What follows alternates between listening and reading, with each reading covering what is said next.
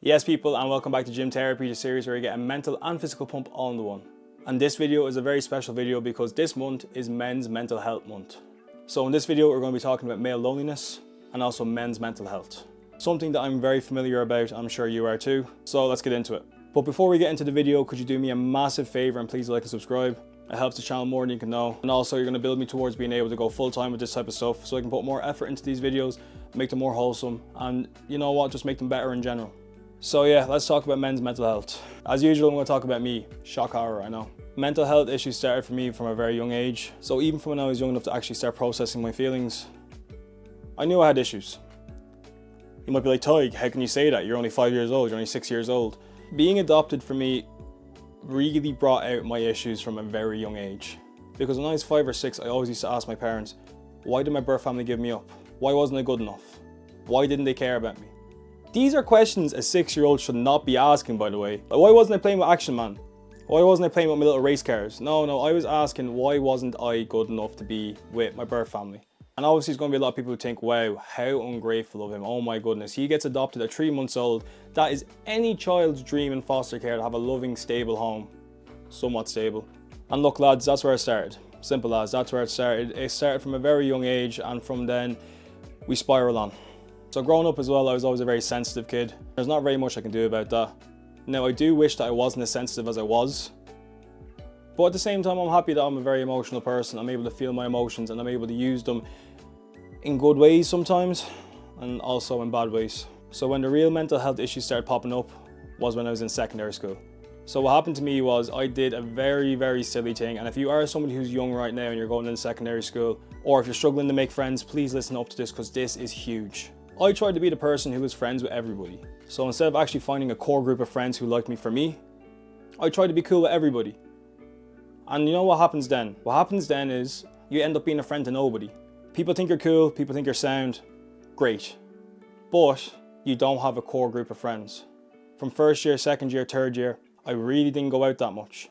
I still played my sports, I still played rugby, I still played Gaelic, still got my exercise in. But the majority of my time is spent on Xbox. And I don't regret those years whatsoever because I had an absolute blast. And to be honest, Xbox probably saved me from indulging in some of the dumb shit that I did indulge in later on in my 20s. With that being said though, it wasn't because I wanted to be playing Xbox, it's just that it was the only thing there for me at the time. Now the main issues I struggled in school is because I had very bad IBS. Probably TMI. I say TMI as if everything I talk about is not TMI, to be fair. IBS is an absolute killer, man. And the worst thing is the majority of IBS cases are from anxiety, which I struggled with consistently throughout the majority of my life, and I still do, but these days I just don't give a fuck. These days I just bear it. I just get on with it, because the thing is with anxiety, it doesn't go away. It's always going to be there, and it's up to you to continue to go out there and keep doing the things you would do even if you didn't have anxiety. So yeah, IBS had me bedbound, man. It had me bedbound.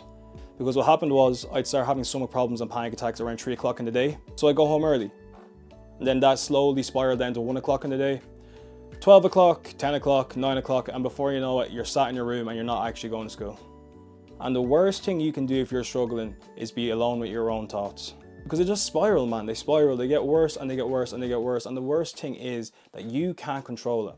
And it was just terrible because these are your developmental years. These are the years where you should be experimenting, you should be finding out about yourself, you should be able to see what you like and what you don't like. But for me, all I knew is what I liked. And what I liked was not being in school having panic attacks and sitting at home playing Xbox. The worst thing about it is I used to go into school and people would always ask me, oh, why are you not going to school? Or you're such a lazy bastard, you're this, you're that. And the truth was, I actually couldn't physically get out of bed to go to school because I was crippled so badly by this IBS and this anxiety that was coming on every single day. And this went on for about 2 years. It started towards the end of first year, got really bad in second year. Third year was still bad, but I started to kind of get to grips with it because I found out that I had IBS. And that's the main thing, because once you find out what your problem is, then you can start to work on it. But if you don't know what your problem is, you're going to be stuck in this endless dire loop where there's going to be nothing good happening, and it's always going to be bad times. And after we finish secondary school, we do a PLC course, finding people that I could relate to. You know what, it's just a vibe, man. It was just a lot of fun. But as usual, nothing good lasts forever. Halfway into the course, my mom passes away. And I'm going to be real when I say this, like, I'm still struggling with that shit. And the thing about grief is, right, you think you might be over grief. You think grief might have passed. But you know what, it still sneaks its way back into your life somehow in some way. I can't complain about the whole grieving process for me when my mom passed away.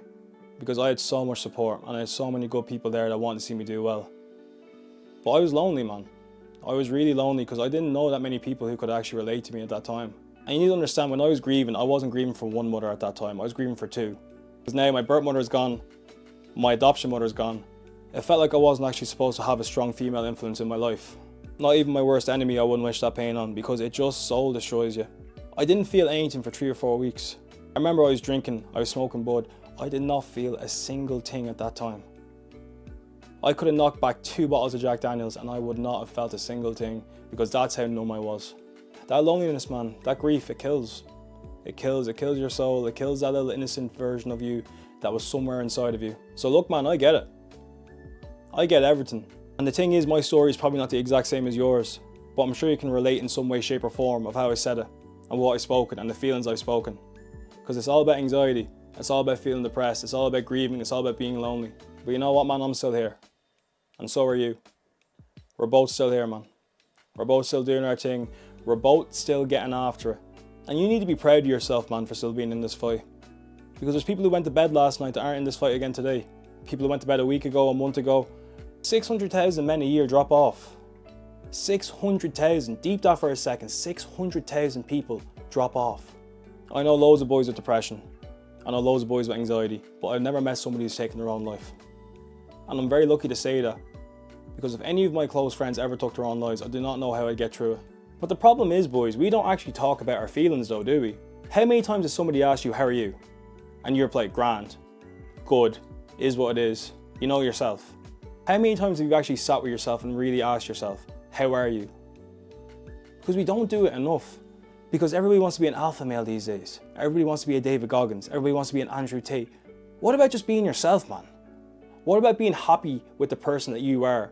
What about being able to look at these people and be able to take some good characteristics and implement it into your own persona, but still being yourself?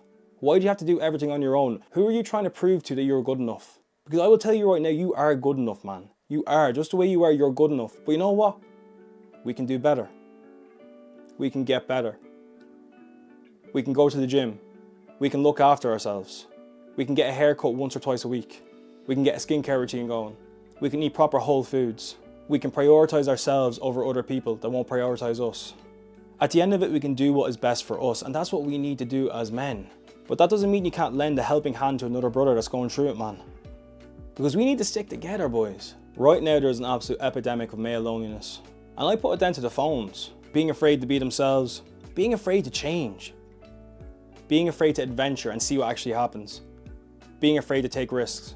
And the worst thing is, lads, it won't get better unless you pull yourself out of that hole. And the way you start pulling yourself out of that hole is by asking for help. And there's no shame in asking for help. Drop the ego. Drop the alpha male mentality. I promise you, boys, it's not worth it. And I know it too well, because as of right now, I'm going through my own male loneliness chapter. And this one's self-inflicted, lads. This time last year, I was in the worst state of my life because I was so heavy on substances, so dependent on other factors to make me feel good and take me out of my own head. I lost a lot of good people, man. A lot of good people. Now, don't get me wrong, I lost a lot of shit people too. I lost a lot of people that shouldn't have been in my life for the longest of times. Now look, I do wish I did it better. Because losing your head and then having a psychotic break over substances is not the move, boys. It's probably a very obvious one, but it's not the move. That's why I'm sober right now. And that's why I'm on a journey of self-improvement right now. Because I want to understand why I am the way I am. I don't want to keep making excuses for why I do things and how I do things. I want to understand why I do the shit I do, bro. And you should too. If you're old enough to start asking yourself those questions, why do I do this? Why do I feel like this right now? Why are things the way they are? Then you are old enough to start that journey of self-improvement. You can delay it as long as you want, but eventually you're going to have to do it. And if you don't, the people around you are going to suffer. Your future wife, your kids, they're all going to suffer because you didn't want to take that journey. Stop the trauma with yourself, man. The generational trauma stops here. Don't bring it on to somebody else. You know how bad it is. You know how tough it was. Kill it. Kill it at its source. So I beg you, please, if you're going through it, please just seek some help. Stop trying to do it on your own. Too many men have done it before. We know how they ended up. Take control of your own life and reach out, man, reach out. And I mean that. Look, if you even need to talk, if you want to talk to me, I'm there. Hit me up in my DMs, man. I promise I will reply. And I guarantee every single one of your friends would reply rather than seeing you in the coffin, bro. Every single one of them would. It's dark, but it's the truth. You think that people don't care about you. Man, people do care about you. But the problem is you don't care about yourself.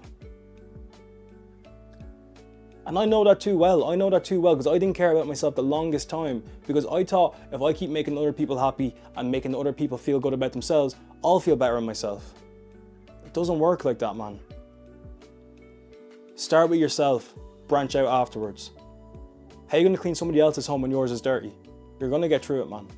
You're going to get through it, and I promise you're going to be so grateful for when you actually have that family, you have those kids, you have that nice car you always wanted, you have that house you dreamed of, you have a job that you enjoy. It gets better, man. It does. It gets better. You just got to stay around long enough to see it. Because that's the good thing. Nothing in life is permanent. That's also the bad thing, because nothing in life is permanent. It goes in stages, man. It goes in circles. And be happy for the sad days. Be blessed to have the sad days, because if you didn't have those sad days, you would not know what good days actually feel like. If you were happy the whole time, all you would know is happiness, and happiness would just be normal. Enjoy the bad, man, because it makes the good so much better. So look, lads, that's it for this episode. Again, I know a deep one, but look, it's an important topic that I want to talk about. And it doesn't get talked about enough. And as men, it's up to us to actually break the stigma and start talking about these issues. Be honest with yourself, be open with yourself, be authentic with yourself. Again, as I said, my DMs are open. Talk to me in the comments, talk to me where you are. If you need to talk, I am here. I'm not going to ghost you, man. I'm going to listen to you. I want to hear how you're getting on. Okay, guys, we're going to go on to the gym part now. Unfortunately, in the gym part, I didn't really do a lot of good gym work. I just kind of walked around and talked about stuff. But hey, look, it's part of the series and that's what we do. So look, lads, I really appreciate you. If you haven't already, please drop a like and subscribe, and I will see you at the gym. All right, boys, welcome to the gym part now. So just going to get into a bit of ACL recovery exercises while we talk about what we're going to talk about today. And yeah, just a quick heads up about the ACL. It's actually gotten a lot better now. I'll show you a quick update of it. As you can see there, that's where the scar is anyway. Looking as pretty as anything. But yeah, basically back, man. Small bit of muscle coming back there in them chicken legs as well, so. But yeah, getting back, man, that's the main thing, getting back. Back jogging, back sprinting, back doing our thing, so. But yeah, since it is Men's Mental Health Month, I thought it'd only be fair to make a video and talk about it like I did previously in the other part here. But I have a couple of things I want to talk about in this segment. And so, yeah, again, look, I'm not going to try to be too dark about it because, again, I'm in the gym right now. I don't want to be saying some mad stuff. But look, it's important. It's important to say these things because it's not talked about enough. It hasn't been talked about enough for a long ass time as well. So this is why we're here. We're talking about it now. One thing I wanted to say is, if you see somebody who's constantly happy, right, and he's always laughing, he's always having a good time, you need to check in on that brother, man. You need to make sure he's okay, because I promise you, right, they are the type of people that will end up always looking so happy. But when everything goes quiet and there's nobody else around, that's when their problems come, and that's when their problems start. So I beg, check in on that person, right, because they're the ones who need the help the most. There's never been a person who's constantly happy and is constantly having a good time. There's always something going on there, you know, so.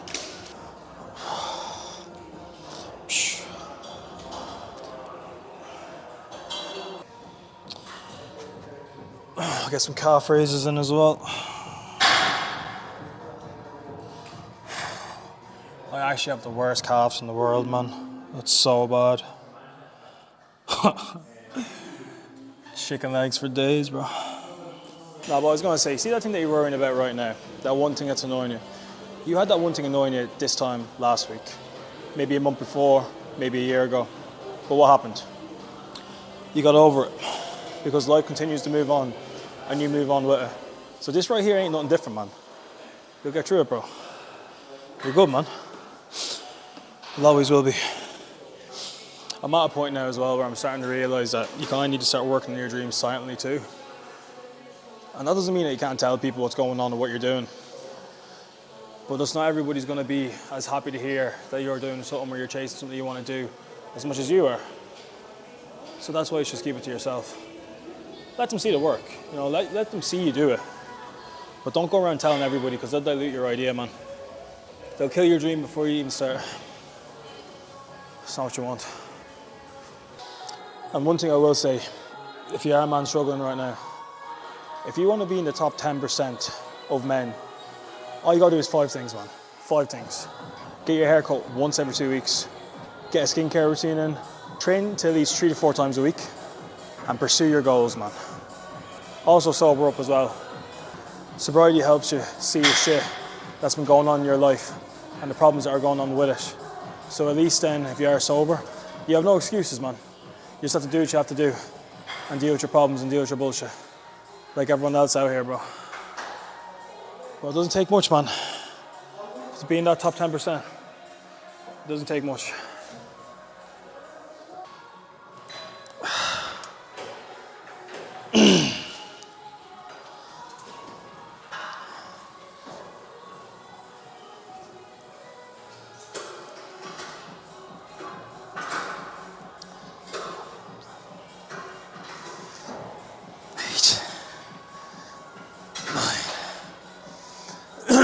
One other big thing that I want to say is it's always going to be discipline over motivation. Because let's be real, boys. Anybody can do anything when they're motivated. Anytime, any place. But it's the days where you don't want to do shit. It's the days where you don't give a fuck. It's the days where everything in this world has you down. They're the days that really count, man. And you're not going to get there with motivation on them days, bro. Have to be disciplined during them ones. Unfortunately. I have a question to ask you as well. Do you keep the promises you make to yourself? It might mean, like, what do you mean by that? I mean, if you go out on a Saturday and get absolutely langered and you're in bits and you say, I'm never doing that again, I'm never drinking again, do you never drink again? If you say you're getting up at 6:30 tomorrow because you want to get a jog in, you want to get a workout in early, do you get up at 6:30? Do you keep your own promises to yourself, man? Because that shit is massive. And that's what makes the biggest difference, because if you can't keep your own promises to yourself, you can't keep them to anybody else. And don't find that out the hard way either. It's not worth it.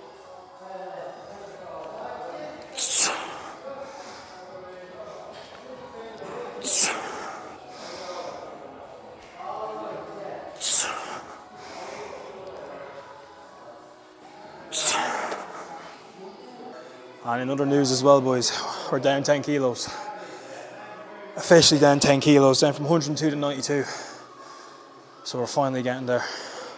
I've another 10 kilos to drop, and then after that, we're chilling. I can finally actually start building some proper muscle again. But yeah, it's been a graft, man. I'm on this diet where I just eat meat and fruit. And look, it works. But it's just depressing as fuck, I can't even lie, man. It's so depressing, like. Well, yeah, look, it's part of it though. If it gets results, it gets results, you know, so I'm not going to complain too much. And lads, you need to stop making excuses for the life you want. I beg you, if you really want something, right, it doesn't take too long to find out what you really want either. All you got to do is sit on the edge of your bed and just think for 5 to 10 minutes and ask yourself, what do I really want in this world?